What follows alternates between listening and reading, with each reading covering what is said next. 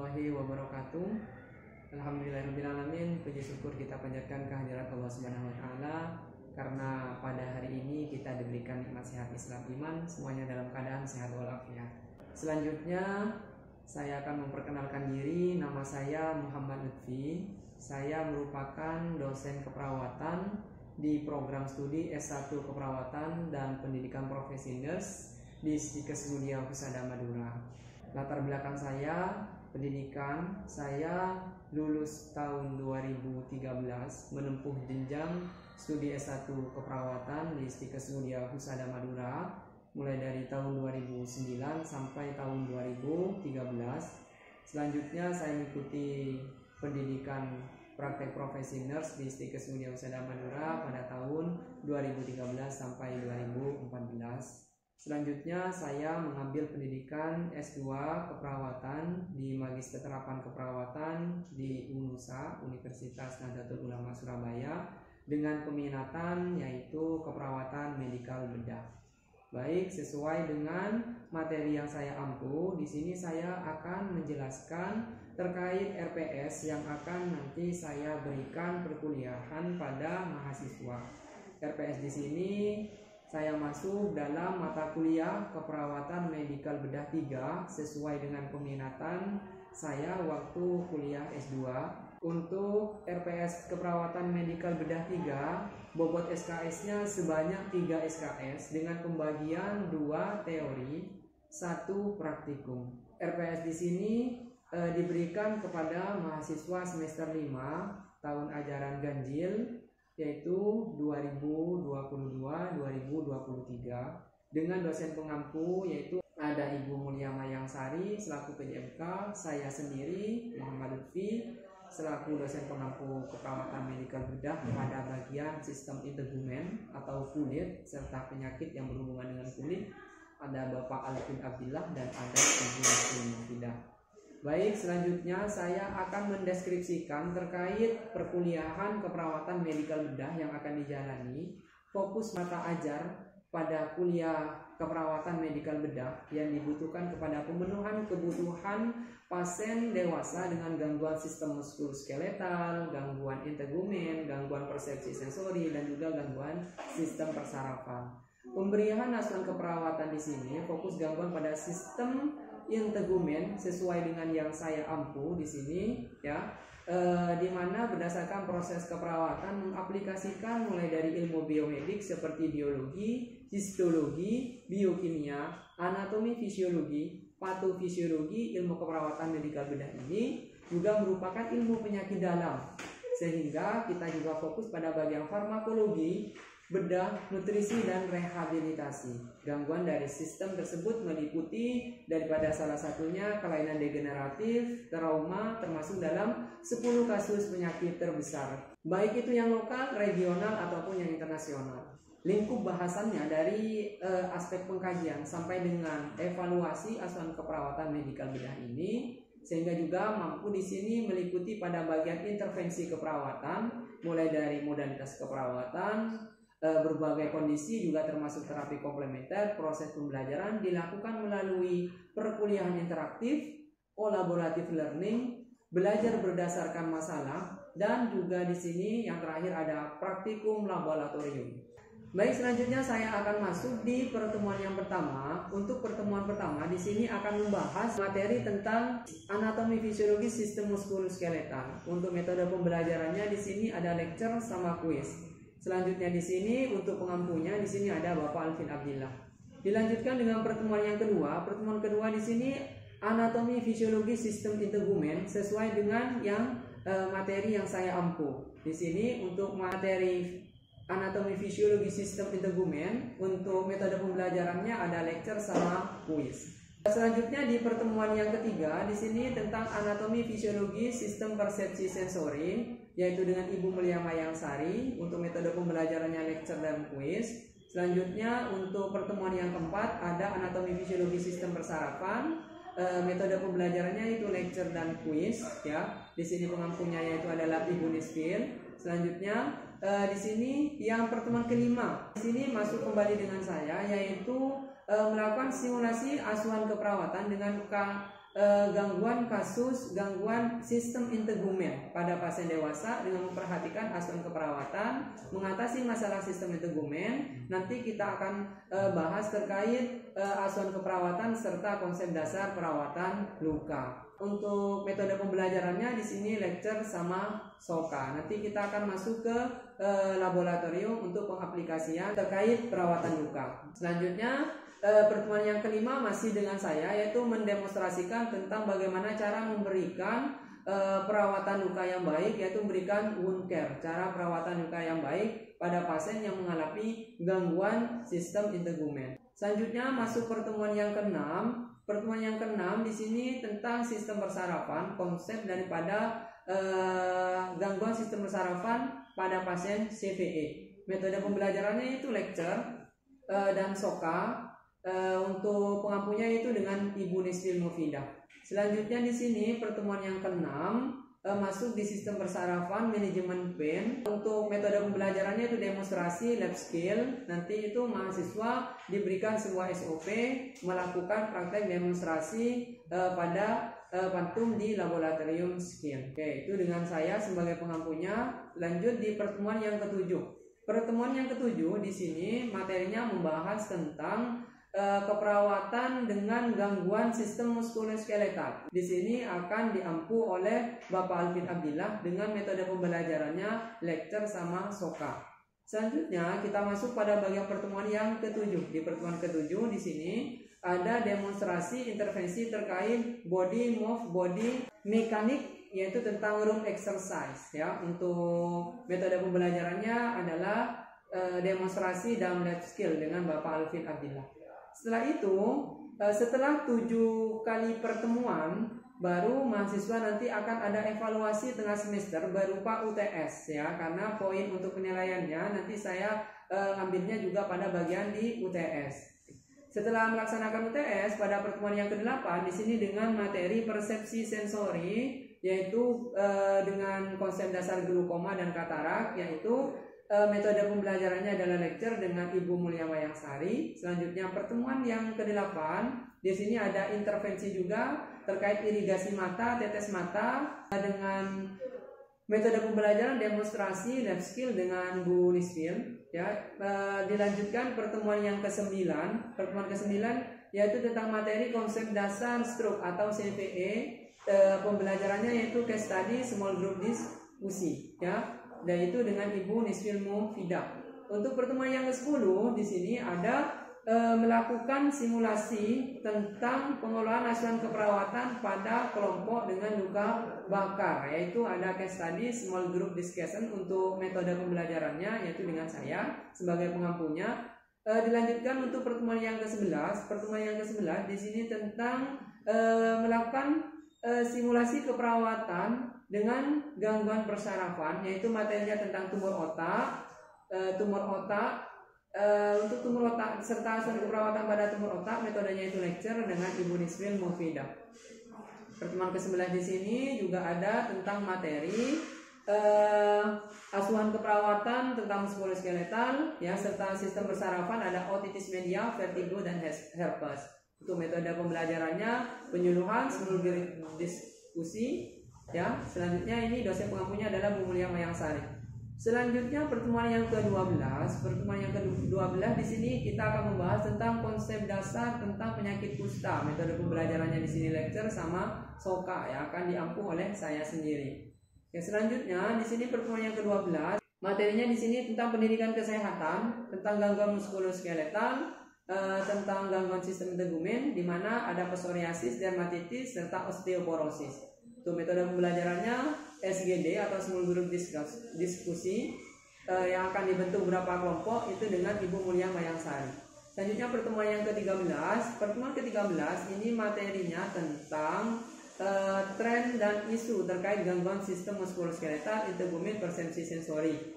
Untuk metode pembelajarannya ada telaah jurnal dan small group diskusi. Selanjutnya dengan Ibu Mulia Mayangsari. Selanjutnya pertemuan yang ke-13 juga ada demonstrasi lab skill tentang persepsi sensori, irigasi telinga dan tetes telinga dengan Ibu Nisfil Mufidah. Selanjutnya untuk pertemuan yang ke-14 itu pertemuan terakhir, di mana pertemuan 14 di sini mendemonstrasikan tentang intervensi keperawatan gangguan muskuloskeletal, yaitu materinya tentang ambulasi dan fiksasi serta imobilisasi. Metode pembelajarannya ada demonstrasi lab skill, yaitu dengan Bapak Alvin Abdillah. Baik, setelah semua pencapaian pertemuan mata kuliah 7 kali setelah UTS, maka di bagian akhir akan dilakukan evaluasi berupa ujian akhir semester atau Selamat siang semuanya. Alhamdulillahirrahmanirrahim. Puji syukur kita panjatkan kehadirat Allah Subhanahu wa taala karena pada pagi hari ini kita dipertemukan dalam keadaan sehat walafiat di ruangan yang insyaallah penuh dengan barokah ini dalam keadaan semuanya sehat.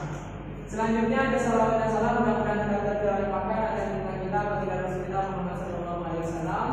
Semoga kita bisa berkumpul bersama beliau hingga di surganya Allah. Amin amin ya rabbal alamin. Mohon izin rekan-rekan sekalian, hari ini saya akan memberikan materi tentang anatomi fisiologi sistem integumen dan perawatan luka dalam mata kuliah keperawatan medikal bedah 3. Jadi di medikal bedah 3, teman-teman di sini akan mendapatkan salah satunya di sini tentang pertemuan tentang integumen dan perawatan luka. Untuk konsep materi dari sistem integumen nanti teman-teman akan dapatkan hari ini beserta prosedurnya, nanti teman-teman akan masuk di pada bagian laboratorium atau di lab. Ya, oke. Untuk tujuannya terkait pembelajaran di sini, yang pertama teman-teman akan mampu memahami tentang terkait anatomi fisiologis daripada sistem integumen atau kulit. Ya, mungkin sebelumnya di pertemuan sebelumnya sudah dijelaskan tentang beberapa sistem yang ada di dalam tubuh manusia. Ini merupakan target kompetensi bahwasanya di perawatan medikal bedah 3 ada beberapa poin materi di dalamnya terkait ada bagian fungsi persepsi sensori, sistem integumen dan sistem sarapan, serta di sini yang terakhir adalah sistem muskuloskeletal. Jadi beberapa mata kuliah di sini sangat berhubungan untuk mencapai kompetensinya teman-teman di sini waktu di semester 5 di sini. Oke, baik. Yang pertama, tujuan pembelajaran di sini dapat menjelaskan 3 komponen penyusun daripada sistem integumen yang ada pada manusia. Ya. Yang kedua, dapat menjelaskan fungsi kulit, fungsi rambut, dan sistem kuku yang ada di dalam sistem integumen atau yang ada pada bagian di kulit. Sedangkan yang ketiga, di sini tujuannya adalah dapat memahami prosedur perawatan luka dengan baik dan benar. Jadi nanti pada bagian pertemuan selanjutnya kita masuk di laboratorium, kita nanti akan mendemonstrasikan serta mencoba untuk melakukan perawatan luka yang baik dan benar itu seperti apa, ya sesuai dengan yang ada di instruksinya. Dan yang terakhir di sini Bapak dapat melakukan perawatan luka sesuai dengan standar operasional prosedur. Jadi sesuai dengan SOP yang ada di perawatan luka, ya. Oke. Yang pertama kita bahas terkait konsepnya terlebih dahulu. Kalau kita lihat secara penampang anatomis, di sini adalah merupakan struktur kulit. Kulit di sini merupakan jaringan lapisan pada bagian luar yang terdapat bagian luar menutupi serta melindungi permukaan tubuh dari apa saja yang di sini ada bakteri, bahaya infeksi, kuman, virus dan lain sebagainya. Kulit merupakan organ yang pertama kali untuk mendeteksinya tadi itu. Berhubungan dengan selaput dentil, melapisi rongga-rongga serta lubang-lubang yang masuk untuk masuknya di dalam sistem yang ada di dalam tubuh. Oke, selanjutnya di sini ciri-ciri daripada kulit. Ciri-ciri daripada kulit yang pertama di sini sebagai pembungkus yang elastis yang melindungi kulit dari pengaruh lingkungan luar. Contohnya pengaruh lingkungan panas, dingin, ya, cuaca ekstrim dan lain sebagainya. Yang kedua, kulit di sini juga sebagai alat yang terberat, misalnya 15% dari berat badan manusia. Misal berat badannya 60%, 60 kg, 15% dari 60 kg di sini adalah kulit. Ya. Selanjutnya, ciri yang ketiga luasnya sekitar 1,50 sampai 1,75 cm. Kalau diibaratkan kita kulitnya di sini dibuat perampang yang lebar, nah itu kira-kira luasnya seperti ini. Tapi kita akan berbentuknya sesuai dengan rangka manusia. Tebalnya rata-rata 1,22 mm. Daerah yang paling tebal pada telapak tangan dan kaki, dan daerah yang paling tipis pada bagian penis. Ya, paham ya? Oke. Selanjutnya, lapisan yang kedua. Lapisan yang kedua di sini merupakan lapisan dermis. Lapisan dermis epidermis, batasnya epidermis dilapisi oleh membran basal. Sebelah bawah berbatasan dengan subkutis dan di atasnya berbatasan dengan epidermis. Ada pars papilaris dan ada pars metricularis. Kalau pars papilaris di sini merupakan lapisan yang menonjol. Di sini adalah ada sabuk saraf dan pembuluh darah. Itu bagian pars papilaris. Kalau yang reticularis di sini adalah bagian yang menonjol ke subkutan. Ini kan benar. Jadi bagian menonjol ke subkutan apa saja? Ada kolagen, ada elastin, retikulit, pembuluh darah, linfo, dan akar rambut. Dia yang lebih melebar pada bagian di lapisan ini subkutis atau lapisan-lapisan lemak, ya. Oke. Selanjutnya lapisan yang ketiga adalah subkutis. Lapisan subkutis terdiri dari rangka longgar, berisi sel lemak, ya. Di situ ada saraf tepi dan di sini juga ada showbacker atau isolator panas. Jadi di sini merupakan tempat sebagai penimbunan kalori dan tambahan untuk kejaringan tubuh. Sekarang permasalahannya, kalau misalnya dari sistem tersebut mengalami rusak atau terjadi perlukaan, apa akibatnya? Kalau misalnya terjadi perlukaan, rusak, apa yang akan terjadi? Salah satunya di sini bisa menimbulkan infeksi. Benar kata Baik, bisa menimbulkan yang namanya infeksi. Jadi infeksi tersebut yang nantinya akan masuk di pembuluh darah limfo yang akan merusak sistem yang ada di dalam jaringan tubuh seseorang. Ya, seperti itu ya. Oke. Nah, luka darah dinamika rusaknya sebagai jaringan tubuh disebabkan bisa karena trauma, bisa benda tajam, bisa suhu, zat kimia, ataupun bahkan di sini bisa karena terjadinya sebuah ledakan. Ya, itu biasanya terjadi serangan listrik atau gigitan hewan masuk dalam kriteria luka. Dengan adanya luka seperti ini, maka itu materinya berhubungan. Maksudnya tadi kita sudah membahas tentang konsep daripada sistem kulit. Kita sekarang akan membahas tentang penyakit atau perawatan luka. Nah, untuk perawatan luka tujuannya mencegah timbulnya infeksi. Ya, observasi perkembangan luka. Dengan adanya kita perawatan luka, kita akan lebih mudah untuk memantau daripada perkembangan luka tadi itu. Ya, apakah dia sudah mulai baik, apakah dia sudah mulai bergranulasi, tumbuh jaringan baru atau tidak dan sebagainya. Semuanya ada pada bagian hubungan di sini. Selanjutnya mengobservasi drainase dan meningkatkan kenyamanan fisik serta psikologisnya seseorang. Bila mana lukanya di sini dalam keadaan baik, bagus, maka psikologisnya juga tenang dan tidak mudah terjadi namanya infeksi. Indikasinya luka tidak terkontaminasi, luka kotor, ingin mengajukan luka serta mempercepat debridement. Debridement itu adalah peletakan jaringan-jaringan nekrotik ya, yang menghambat terkait pertumbuhan jaringan daripada kulitnya. Sehingga kalau bisa dilakukan debridement, maka pertumbuhan kulit itu lebih bagus. Assalamualaikum warahmatullahi wabarakatuh. Mohon izin teman-teman sekalian, hari ini kita masuk di laboratorium. Kita akan belajar tentang praktek klinik, yaitu lanjutan dari materi yang kemarin. Kita bahas tentang prosedur perawatan luka yang benar. Dalam perawatan luka di sini kita tentunya ada 3 aspek penting pada saat kita ke pasien. Yang pertama itu adalah persiapan alat, yang kedua persiapan pasien, yang ketiga itu adalah prosedur kerja. Baik, kita bahas untuk yang pertama. Ini adalah merupakan alat-alat yang kita siapkan pada saat kita mau melakukan perawatan luka. Alat-alatnya itu terdiri dari yang pertama ini ada korentang, ini ada sarung tangan, selanjutnya ini ada pengalas, ini ada kom, ya, satunya NaCl, satunya betadine, selanjutnya ini ada gunting plaster. Ini ada gunting plaster. Selanjutnya ini ada 2 bengkok. Bengkok yang pertama tempatnya cairan, tempatnya sampah. Bengkok yang kedua tempatnya alat instrumen yang kotor yang habis pakai. Selanjutnya ini pada bagian segmen steril ada kasa sesuai dengan yang dibutuhkan. Ini ada pinset anatomis, 2 pinset chirurgis. Selanjutnya di sini ada klem bila dibutuhkan dan ada gunting jaringan. Nah, ini ada gunting jaringan pada saat kita misalnya ada debridement jaringan dan lain sebagainya. Oke. Selanjutnya di sini ada plester, kita gunting terlebih dahulu plesternya. Selanjutnya ini ada NaCl, ya. Oke, selanjutnya di sini ada cairan klorida ya atau NaCl, nanti yang kita akan tuangkan ke cairan di sini pada saat kita mau bersihkan luka.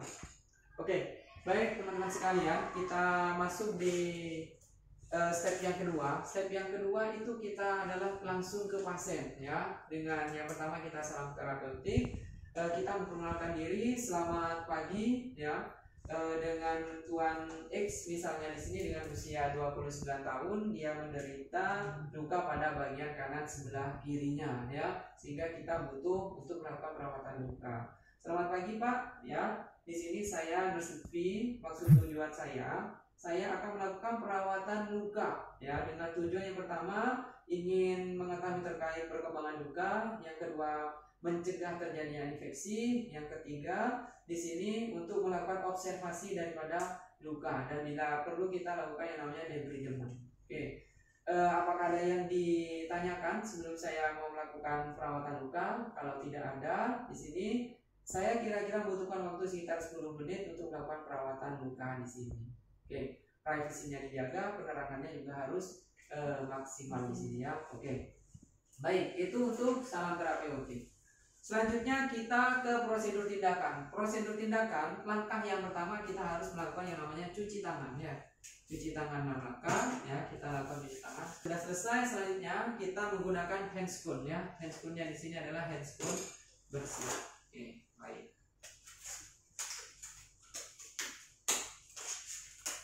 Setelah menggunakan handscoon, dekatkan alat-alat yang dibutuhkan ke pasien. Yang pertama kita harus dekatkan yang namanya perlak. Oke. Mohon izin Bapak, saya akan memasang perlaknya terlebih dahulu untuk melindungi agar tidak kena cairan dan lain sebagainya. Oke.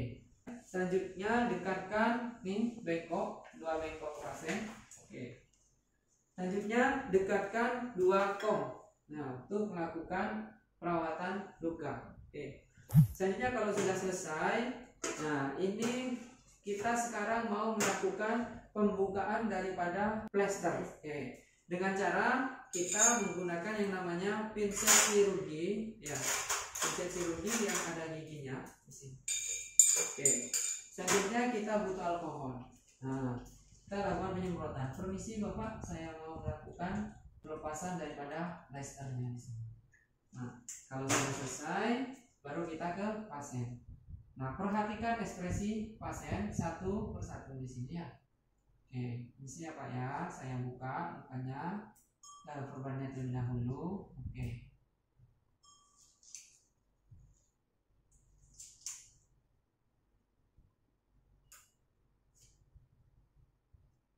Nah, kalau sudah selesai, kita tarik. Nah, seperti ini. Nah, ini sudah ada lukanya.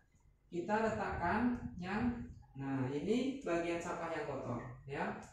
Ini letakkan di sini. Selanjutnya amati keadaan luka, panjang luka, lebar luka, kedalaman luka, tanda-tanda infeksi juga dilihat, dikaji. Ya, ada rubor, dolor, kalor, tumor, sama fusio lensa ya, penurunan fungsi. Jadi dilihat di samping lukanya. Oke, baik. Selanjutnya kita buka handscoon yang kotor di sini, kita ganti dengan handscoon yang bersih. Ya, kita sekarang menggunakan handscoon yang bersih atau steril ya. Oke. Kalau handscoonnya steril sehingga kita mudah untuk mengambil ke bagian yang steril. Kita ambil 2 pinset di sini ya. Ada pinset anatomis. Kita 2 pinset anatomis, kita ambil yang namanya kasa secukupnya ya.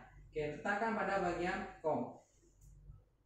Nah, letakkan pada bagian kom. Selanjutnya mulai kita melakukan perawatan luka. Oke, ini perawatan luka. Kita ambil seperti ini terlebih dahulu. Oke, kita lakukan peras cairan terlebih dahulu. Ini ya. Jadi kita bisa sirkuler seperti ini. Nah, dari area yang terkontaminasi ke area yang tidak terkontaminasi. Atau dengan 1 kali usap. Seperti ini ya.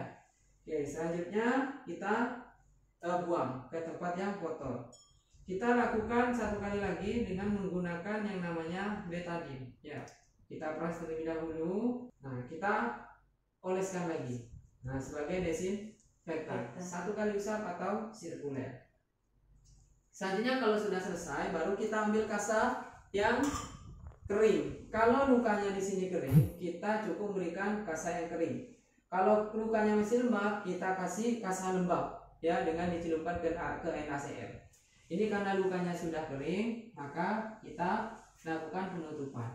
Selanjutnya kalau sudah selesai, nah kita harus menutup lukanya tadi itu dengan menggunakan plester. Kita letakkan penutupan pada area yang di sini terlebih dahulu agar kita menutup luka pada bagian ujung. Selanjutnya bagian ujung juga, ya, sini agar tidak mudah lepas atau tidak mudah terbuka. Oke. Terakhir ini letakkan pada bagian yang di tengah, ya, di sini. Ini, oke. Luka sudah dibersihkan, kita sudah rawat. Selanjutnya ini letakkan. Ini kita buka terlebih dahulu. Namun sebelum buka kita lakukan yang namanya fase terminasi, ya. Oke, yang pertama ini kita rapikan alat dan bahan terlebih dahulu. Ini karena sudah habis pakai kita letakkan di atas, ya. Ini letakkan di atas. Selanjutnya minta izin ke pasien. Nah, permisi Bapak, saya ambil terkait perlak. Sehingga kalau sudah selesai perawatan luka baru kita fase terminasi ke pasien. Fase terminasinya kita butuh dokumentasi kita dengan cara tanyakan pada pasien terkait respon. Bagaimana Pak setelah dilakukan rawat luka, keadaannya apakah sudah nyaman, sudah membaik? Oke, kalau misalnya nanti saya akan lakukan rawat luka lagi, kita ketemu besok 1 kali 24 jam. Ya, jadi seperti itu. Oke, setelah selesai semuanya, baru terminasi ke pasien, ucapkan salam, selamat istirahat Pak, sekian untuk rawat luka. Selanjutnya jika ada butuh sesuatu, bisa panggil saya di nurse station. Baru kita cuci tangan kembali, ya, cuci tangan mengamankan. Kita akhiri dengan pasien, ya. Oke. Baik, demikian untuk pemaparan video pembelajaran terkait mulai dari penyampaian RPS mata kuliah keperawatan medikal bedah 3, mulai dari penyampaian RPS, selanjutnya perkuliahan interaktif selama ada di kelas, selanjutnya di sini ada tentang perkuliahan di laboratorium, demonstrasi serta lab skill. Oke, semoga apa yang kami berikan bisa memberikan manfaat buat semuanya. Sekian dari saya, kurang dan lebihnya saya minta maaf. Terima kasih. Wassalamualaikum warahmatullahi wabarakatuh.